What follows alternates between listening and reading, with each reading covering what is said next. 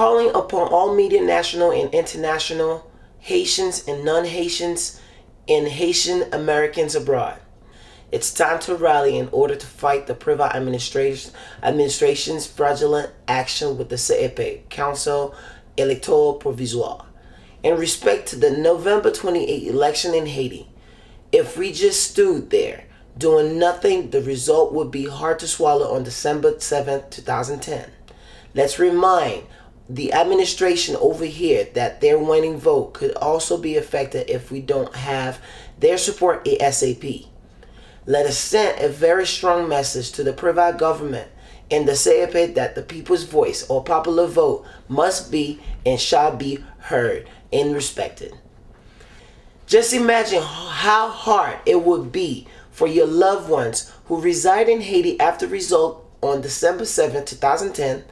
Think of all the manifestations and the roadblocks throughout the entire country, as it would be also impossible to get water and food during the protestation period. Since we contribute economically on a daily basis to Haiti's sustainability, we should also have our say in what affects our home.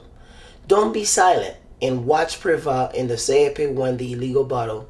Let us all together show the Haitian government that Haitians who live outside the country have more powerful voice. Call or contact your state representative and congressman and ask for their support in this important matter. When we come back from the break, I will be talking to Widmar in respect to the trip that we made to Haiti during the election time. Stay tuned and call your friends to let them know that On Camera is on. I am Jonas. See you right after the following messages. Thank you. I am the kind of girl who takes pity on poor, pathetic geeks who've never kissed a girl before. Let's just say I like someone who is easily trainable, someone who would truly appreciate me. I know it's sad, but hey, I'll take an ego boost to wherever I can get it. Unfortunately, these adorably nerdy geeks get boring after a while. I mean, I can only take their computer games and math equations for so long. But Stuart is different. Of course, in a lot of ways, he's terrible at math for one and pretty clueless about technology. And a comic book sort of geek. And a hopeless romantic. He keeps holding my hands wherever we go. He has to hold my hands, even when we're driving. Now he's got this new pastime. He keeps telling me I love you. It was so sweet the first time he said it. I almost cried, and I am not the type of girl who cries easily. But by the end of the day, he must have said I love you like 500 times. Then he started adding pet names like I love you, honey bunch, I love you, smooshy, wishy something. I don't even know what the last one means. It's like he's talking in this brand new, love-infected language. Who knew that romance could be so boring? From director Richard Widmark below, A Child's Dream, a most unexpected and profoundly moving story. Boss, hey man, we got visitors. A Child's Dream, a masterpiece in every sense of the word. Everyone has a dream. All right, baby, you got it? Please send us all here. It's all there. But not every dream comes true. I need to pick up my son. You need to work this out, Valerie. In times of hardship, families that eat together, pray I together, want to be strong and protect me and my mom from all the bad people. stick together. But when the going gets tough, All you do is blame him. It's the easiest thing to do. I'm afraid if this happens again, I'm gonna have to write you up for neglect. everyone's true faith is put to the test. You've changed your life real good. You have a decent job. You need a decent man. You're a baby. You can't even afford real Red Sox stuff. You don't even have a dad. In the midst of confusion and desperation, Your priority needs to be your child. I don't think that will be necessary, miss. I promise it won't happen again. Do you have to call them niggas? Why can't you say black men or brothers? What about all these other bad ways they use the word black?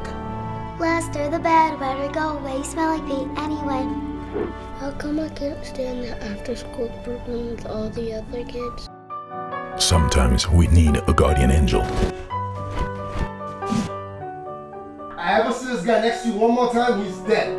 Whoever thought a child's dream could lead the way? Quick, my mother needs your help. Try me.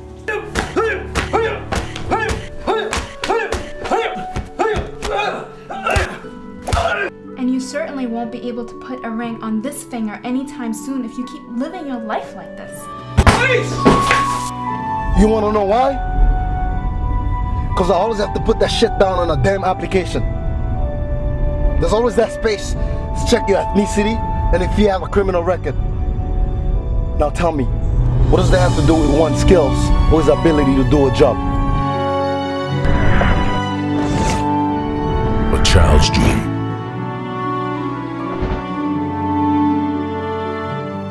Coming soon.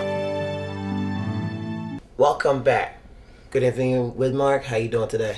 Good evening, Jonas, and thank you for having me with you today in this important issue in respect to Haiti's situation right now.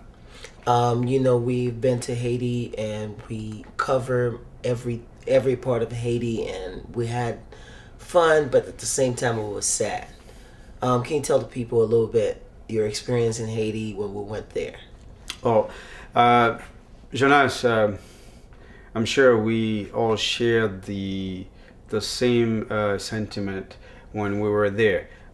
This is the third time that I went to Haiti ever since I left Haiti to come to the United States. It was a long time, well, it was so many years after I returned the first time.